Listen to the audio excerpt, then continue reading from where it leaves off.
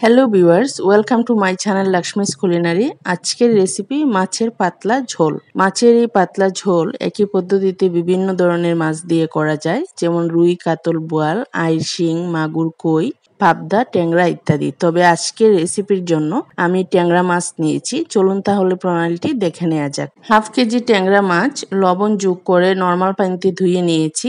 এবার যোগ করে নিচ্ছি 1 চা চামচ লবণ, হাফ চা চামচ হলুদ গুঁড়া ও হাফ চা চামচ মরিচ গুঁড়া।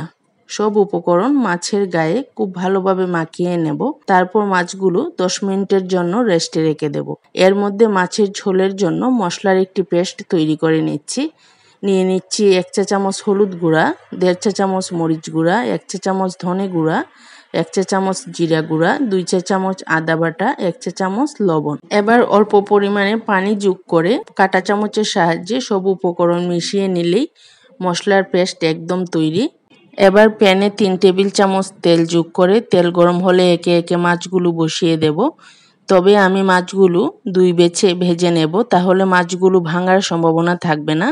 একসাথে মাছগুলো ভাজতে গেলে বেশি কনজাস্টেড হয়ে যাবে। মাছগুলো এক পৃষ্ঠা ভাজা হলে খুন্তির সাহায্যে উল্টে নিয়েছি। তারপর অপর পৃষ্ঠাটি ভাজার জন্য আগুন অল্প মাঝারি আঁচে রেখে মাছগুলো ভেজে নিয়েছি। সবগুলো মাছ ভাজা হয়ে গেলে একটি পাত্রে তুলে রাখবো।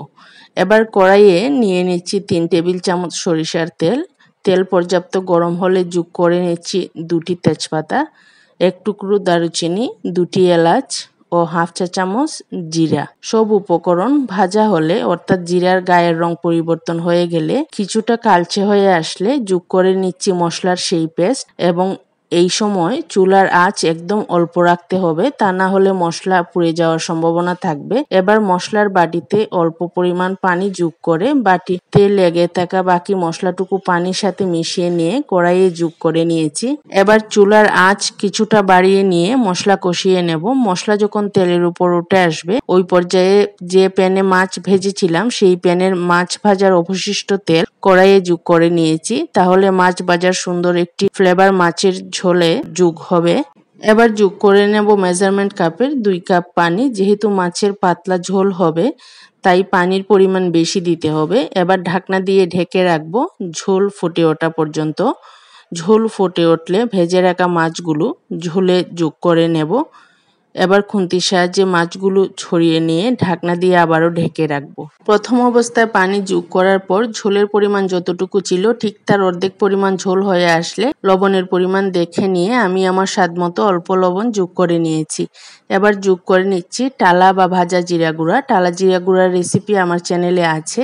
হাফ চা চামচ পরিমাণ ভাজা বা টালা জিরা গুঁড়া যোগ করে নিয়েছি। এবার যোগ করে নিচ্ছি শাহি গরম মশলা গুঁড়া 1/4 চা চামচ শাহি গরম মশলার গুঁড়া যোগ করে নিচ্ছি। শাহি গরম মশলার গুঁড়া ও টালা জিরা গুঁড়া তৈরির রেসিপি আমার চ্যানেলে আছে। তাছাড়া এই ভিডিওর ডেসক্রিপশন বক্সেও লিঙ্কটি পেয়ে যাবেন। এই মশলাগুলো যোগ করলে মাছের ঝোলে ফ্লেভার খুব ভালো আসে।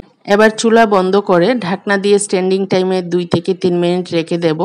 তৈরি হয়ে গেল পেঁয়াজ রসুন ছাড়া ভীষণ মজার মাছের পাতলা ঝোল। গরম গরম সাদা ভাতে দারুণ মজাদার মাছের এই পাতলা ঝোল। ভিউয়ার্স, রেসিপিটি ভালো লাগলে please like, share and comment, আর চ্যানেলটি সাবস্ক্রাইব করে আমার পাশেই থাকুন। Thank you for watching my channel.